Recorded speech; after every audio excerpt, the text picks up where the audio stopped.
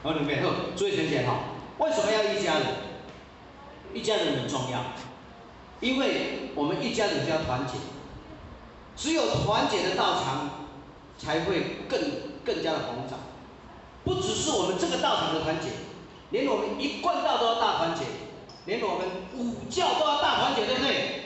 未来的斋节，诸位，因为我们看不见，仙罗看得见都非常的着急。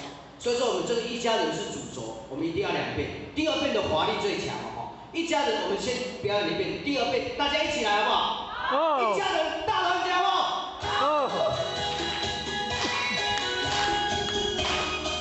注意前，我们团结起来，有老师在后面让我们支撑，我们往前向前，弘扬真理哦。